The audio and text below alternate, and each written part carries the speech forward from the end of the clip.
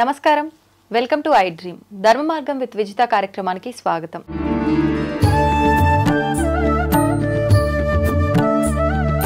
కార్తీక మాసం ఆఖరి రోజులకి వచ్చేసాము. ముఖ్యంగా శివుడికి కార్తీక మాసం అంటే ఎంత ప్రీతికరమో అదే విధంగా మాస శివరాత్రి అంటే కూడా అంతే ప్రీతికరం. అయితే ప్రతి నెలలో వచ్చే ఈ మాస శివరాత్రి కన్నా కూడా కార్తీక మాసంలో వచ్చే మాస శివరాత్రికి చాలా ప్రత్యేకమైన విధి విధానాలు ఆచరిస్తే కనుక మంచి ఫలితాలను పొందే అవకాశం ఉంటుంది. అయితే నిజంగా ఆ రోజు ఆచరించాల్సిన విధి విధానాలు ఏంటి? శివుడు అభిషేక ప్రియుడు అని చెప్పి అంటూ ఉంటాము. నిజంగా ఆ రోజున ఎటువంటి ద్రవ్యాలతో శివుడికి అభిషేకం చేస్తే బాగుంటుంది? ఇలాంటి మంచి మంచి విషయాలు ఇప్పుడు గురుగారితో మాట్లాడి తెలుసుకుందాం. ప్రస్తుతం మనతో పాటు ఉన్నారు ప్రముఖ జ్యోతిష పండితులు నందిబట్ల శ్రీహరి శర్మ గారు. ఇప్పుడు వారితో మాట్లాడిద్దాం. నమస్కారం గురుగారు. వాగర్థావివ సంపృక్తౌ వాగర్థ ప్రతిపత్తయే జగతః పితరౌ వందే పార్వతీ పరమేశ్వరౌ. ఆదిత్యాయ చ సోమాయ మంగళాయ బుధాయ చ గురు శుక్ర శనిభ్యశ్చ రాహవే కేతవే నమః. శృంగేరి జగద్గురు పీఠాధిపతులకి కంచి పీఠాధిపతులకి నమస్కారములు తెలియజేసుకుంటూ కార్యక్రమాన్ని ప్రారంభిద్దాం. గురుగారు, మాస శివరాత్రి అంటేనే చాలా ప్రత్యేకమైనది. కానీ ముఖ్యంగా ఇప్పుడు మనం కార్తీక మాసంలో ఉన్నాము. ఈ మాసంలో వచ్చే మాస శివరాత్రి అంటే శివుడికి చాలా ప్రీతికరమైనదిగా మనం చెప్పుకుంటాం. అయితే ఆ రోజు మనం ఆయనని ఏ రకంగా గనక ఆరాధిస్తే బాగుంటుంది? శివుడు అభిషేక ప్రియుడు అంటుంటాము. అయితే ఎటువంటి ద్రవ్యాలతో అభిషేకం చేస్తే బాగుంటుంది? ఇలాంటి విషయాలన్నీ కూడా తెలియజేయండి. తప్పకుండానమ్మా. ముఖ్యంగా ప్రతి నెలలో కూడా మాస శివరాత్రి అనేటువంటిది ఉంటుంది. అంటే మాఘమాసంలో ఉన్నటువంటి మాస శివరాత్రి మనకు మహాశివరాత్రి అయితే అంతటి పర్వదినానికి సమానమైనటువంటిది కార్తీక మాసంలో వచ్చే మాస శివరాత్రి. అంటే చతుర్దశి తిథి అనేటువంటిది సంధ్యాకాలానికి ఉండాలి. అది మాస శివరాత్రిగా చెప్పబడి ఉంటుంది. కాబట్టి ఈ యొక్క 29వ తారీఖు శుక్రవారం రోజున మాస శివరాత్రి ఉదయం పూట త్రయోదశి తిథి ఉంది. 10 గంటల 18 నిమిషాల వరకు స్వాతి నక్షత్రం ఉంది. తదనంతరం విశాఖ నక్షత్రం. విశాఖ నక్షత్రంలో మాస శివరాత్రి రావడం అనేటువంటిది చాలా పర్వదినం. త్రయోదశి తిథి స్వాతి నక్షత్రం కలిసి ఉండడం ఇంకా విశిష్టతం. ఎందుకంటారా? వీక్షించేటువంటి ఐ డ్రీమ్ ప్రేక్షకులు కూడా గమనించాల్సింది ఏంటంటే ఈ యొక్క భూమిలో సమస్త ప్రాణికోటికి ఆధారభూతమైంది ఏంటమ్మా? వాయువు. కాబట్టి ఈ వాయువు జలచరాలకి, క్షీరదాలకి, మానవులకి, పశుపక్షాదులకి, జంతువులకి శ్వాస. ఈ శ్వాస అనగా మన శరీరంలో వాయువు ఉంటేనే ప్రాణం ఉంటుంది. ఒక్కసారి వాయువు వెళ్ళిపోతే వాయువుని అంటిపెట్టుకొని మిగతా పంచభూతాల్లో మిగిలిన 4 భూతాలు అన్నీ వెళ్ళిపోతాయి. కాబట్టి వాయువే ప్రధానం. అటువంటి వాయుదేవత అధిపతిగా ఉన్న నక్షత్రం స్వాతి నక్షత్రం. అందుకనే ఓం స్వాతి నక్షత్రానికి ఏ విధంగా ఉంటుంది? ఓం వాయుర్నక్షత్రమభ్యే చిత్రం అని ఉంటుంది. అంటే ఏంటి? ఆ నక్షత్రానికి అధిపతి వాయువు. కాబట్టి ఆ రోజున మనము ఈశ్వరుని గనక ఆరాధన చేసినట్లయితే, ఎందుకు త్రయోదశి తిథి కూడా ఉంది కాబట్టి ఉదయం కాలానికి త్రయోదశి తిథికి అధిపతి ఎవరు? రుద్రుడు. కాబట్టి ఎవరైతే ఈ కార్తీక మాసం అంతా నెల రోజుల పాటు చేయలేకపోయాం, ముఖ్యంగా స్త్రీలకి కూడానమ్మా. ఎందుకనంటే సహజంగా వాళ్ళకు వచ్చేటువంటి ప్రకృతి ధర్మ నియమాల ప్రకారం 4 రోజులు వాళ్ళు పూజకి అర్హులు కారు. 5వ రోజు నుంచి పూజార్హత. అంటే ఈ నెల రోజులలో 4 రోజులు మిస్ అయిపోయి ఉంటారు కదా వాళ్ళు. కాబట్టి అటువంటి వాళ్ళ కోసమై ఈ యొక్క మాస శివరాత్రి రోజున కనుక వాళ్ళు తప్పకుండా దీపారాధన కానీ, అలాగే అభిషేకం కానీ, అన్నిటికంటే మించి దానాది కార్యక్రమాలు కూడా ఈ యొక్క మాస శివరాత్రి రోజున చేసినట్లయితే చాలా విశేష ఫలితం ఉంటుంది. ఎటువంటి దానాలండి? దానములు ఖచ్చితంగా దీపారాధన, దీపదానం చేయవచ్చు, ఉసిరిక దానం చేయవచ్చు. సంధ్యాకాలానికి విశాఖ నక్షత్రం ఉంది. ఇక్కడ విశాఖ నక్షత్రం గురించి ఒకటి తెలుసుకోవాలమ్మా. చాలా మందికి నక్షత్రాలు తెలుస్తాయి, కానీ ఈ నక్షత్రాలకు ఉన్నటువంటి విశిష్టత అనేటువంటిది చాలా మందికి తెలియదమ్మా. అందుకనే ఉన్నటువంటి 27 నక్షత్రాల్లో మణిపూస లాంటిది ఈ విశాఖ నక్షత్రం. అందుకనే నక్షత్రాణం అధిపత్ని విశాఖే అంటే ఈ నక్షత్రంలో అన్నిటికన్నా ఆధిపత్యం కలిగినటువంటి నక్షత్రం విశాఖ నక్షత్రం. కాబట్టి ఇటువంటి విశాఖ నక్షత్రం రోజున ఎవరైతే దాన కార్యక్రమాలు చేస్తారో వాళ్ళకి విశేషమైనటువంటి ఫలితం కలుగుతుందమ్మా. ఖచ్చితంగా ఆ రోజు ఏదైనా సమయంలోనే దానం చేయాలి. ప్రదోషకాల సమయంలో కనుక దీపారాధన చేసి ఎవరైతే దీపదానము కానీ, లేదా అమలక అనగా ఉసిరిక దానము కానీ, లేదా మార్కండేయ పురాణము చేసిన దానము చేసిన చాలా విశేషము. అలాగే ఇక దీపారాధన ఫలితము కూడా చాలా ఉంటుంది.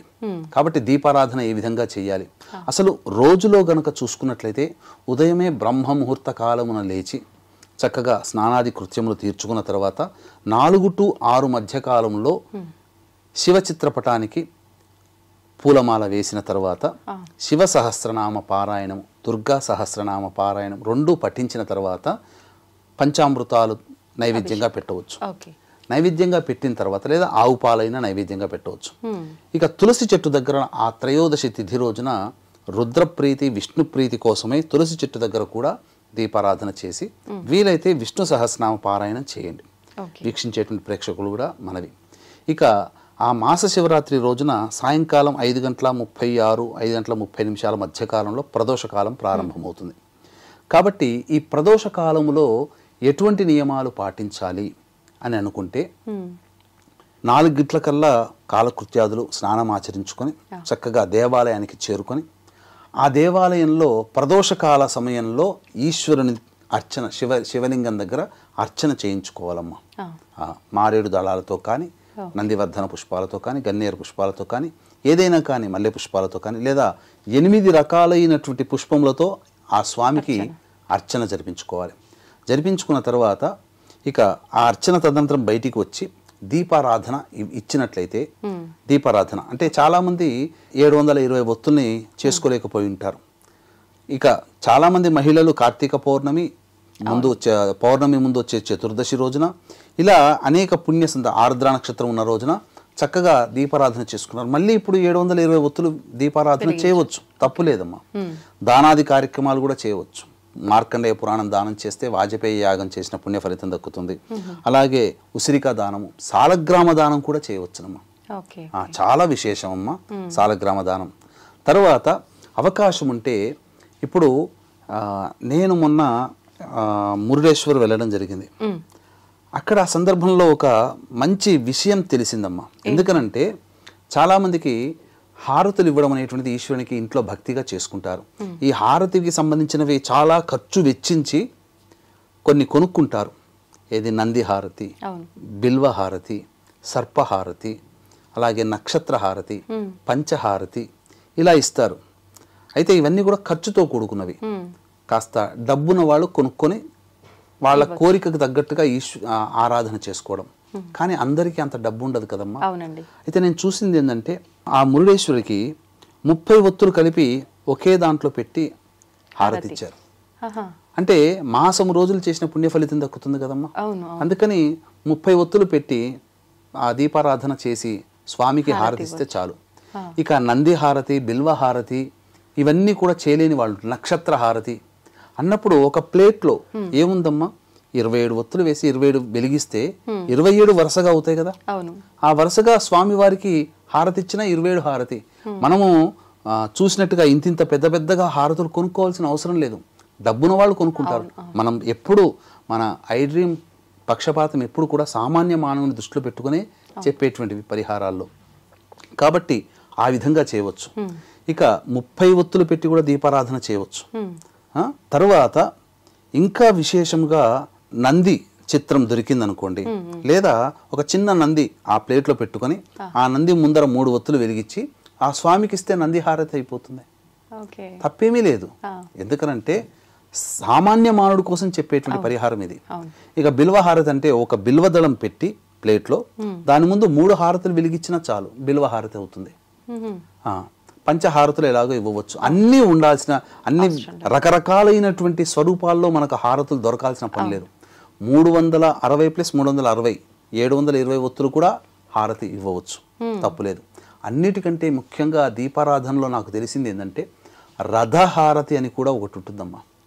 అంటే శివ పరివారాన్ని తీసుకువెళ్ళేటువంటి రథం ఉంటుంది కదా ప్రతి దేవతకి. అలాగే రథము అనేటువంటిది మనం చిత్రపటం ద్వారా పెట్టినప్పుడు ఆ రథము ద్వారా ఎన్ని దీపాలు పడతాయో అంటే లెక్క వేస్తే మొత్తము శివరథానికి 648 దీపాలు పడతాయి. కాబట్టి 648 ఒత్తుల్ని ఒక ఒత్తిగా పెట్టి స్వామివారికి ఇచ్చిన రథహారతి ఇచ్చినటువంటి ఫలితం మనకు కలుగుతుంది. ఆ విధంగా ఇవ్వవచ్చునమ్మా. ముఖ్యంగా ఆ రోజున ప్రదోషకాల సమయంలో చక్కగా ఈ యొక్క సంబంధించినటువంటి అభిషేకం జరిపించుకున్న చాలా విశేషం అమ్మ. ఇవన్నీ కూడా చేసుకుంటే చాలా మంచి ఫలితం కలుగుతుంది.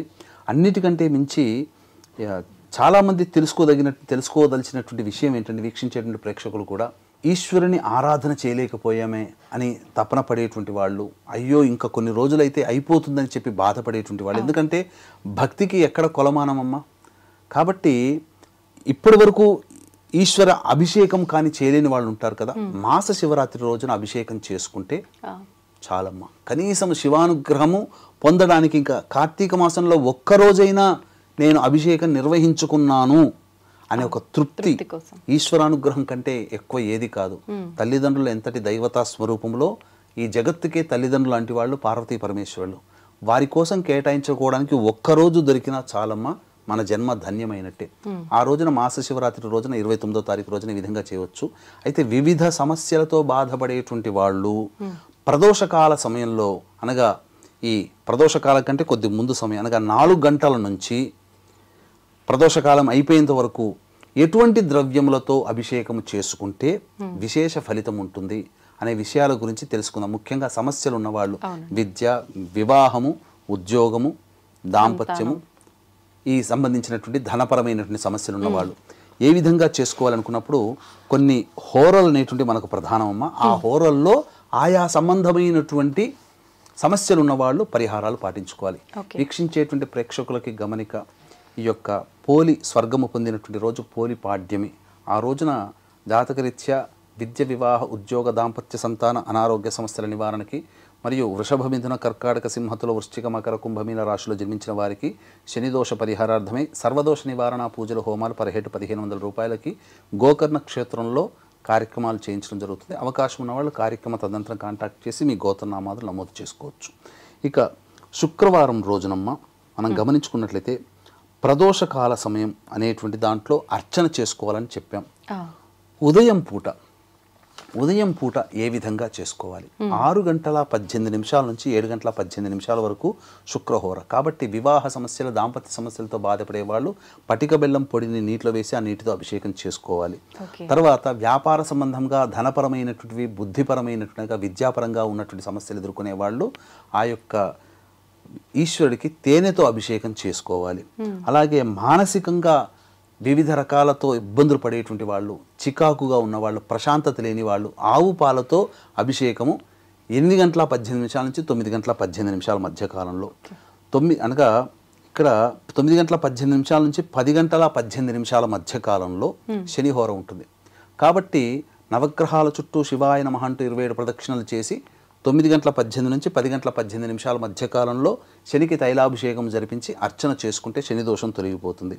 ఇక తరువాత ముఖ్యంగా 10 గంటల 18 నిమిషాల నుంచి 11 గంటల 18 నిమిషాల మధ్య కాలంలో ఈ యొక్క గురుహోర ఉంటుందమ్మా. ఈ గురుహోరలో దత్త కవచం పారాయణం చేసి ఆ యొక్క ఈశ్వరుడికి అర్చన, మానసికంగా అర్చన చేసుకున్నట్లయితే, తప్పకుండా మీ మనస్సే అక్కడ అర్చన చేస్తున్నట్టుగా భావన చేసుకున్నట్లయితే విశేషముగా ఆ యొక్క ఈశ్వరానుగ్రహం కలిగి సమస్యలన్నీ కూడాను తొలగిపోతాయని చెప్పవచ్చమ్మా. ఆ రోజున ఉపవాసం ఏమైనా ఉండాలా గురుగారు? వీలైతే ఉండదలిస్తే ఉపవాసం ఉండవచ్చు. ఉపవాసం లేకపోయినా పొద్దున పూట ఈ అభిషేకాదులు జరిపించుకొని భోజనం చేసి మళ్ళీ 4 గంటలకల్లా స్నానకృత్యాదులు తీర్చుకొని 5 గంటలకల్లా దేవాలయానికి వెళ్ళిపోయి సాయంకాల ప్రదోషకాల సమయంలో చెప్పినటువంటి పరిహారాలు గనక, అనగా అర్చన కార్యక్రమం, దీపారాధన, దాన కార్యక్రమాలు ఆ రోజు చేసుకుంటే కార్తీక మాసములో మాస శివరాత్రి రోజున చేసుకోవడం ద్వారా ఈశ్వరానుగ్రహం కలుగుతుంది. స్వాతి నక్షత్రము, విశాఖ నక్షత్రం కలయిక ఉన్నటువంటి రోజమ్మా. ఆ రోజు చాలా విశేషంగా చెప్పవచ్చు. ఇప్పుడు ఎవరికి ఇబ్బంది ఉంటే వాళ్ళే చేయాలి. ఇప్పుడు విద్య అన్నారు అంటే పిల్లలే దానికి సంబంధించిన హోరాలు వాళ్ళే చేయాలా, వాళ్ళ పేరెంట్స్ చేయొచ్చు? పిల్లలకి బదులు తల్లిదండ్రులు చేసిన ఆ ఫలితం పిల్లలకే వస్తుందమ్మా. ఇప్పుడు విదేశాలలో ఎవరైనా పిల్లలు ఉంటారు, వాళ్ళ వివాహం గురించి అంటే అక్కడ చేసుకోవచ్చు. వాళ్ళు అక్కడ చేసుకోవాలంటే ఈ సమయాలకు అక్కడ వాళ్ళతో వాళ్ళ సమయాన్ని బట్టి హోరల్లో చేసుకోవాలమ్మా. కాబట్టి ఇక్కడ చేసినా అదే ఫలితం, తల్లిదండ్రులు ఇక్కడ చేసినా అదే ఫలితం అమ్మా. ధన్యవాదాలు గురుగారు, చాలా మంచి విషయాలు తెలియజేశారు. మాస శివరాత్రి విశిష్టత విధానాన్ని కూడా చాలా చక్కగా వివరించారు. ధన్యవాదాలు. సర్వం శ్రీ ఉమామహేశ్వర పరబ్రహ్మార్పణమస్తు.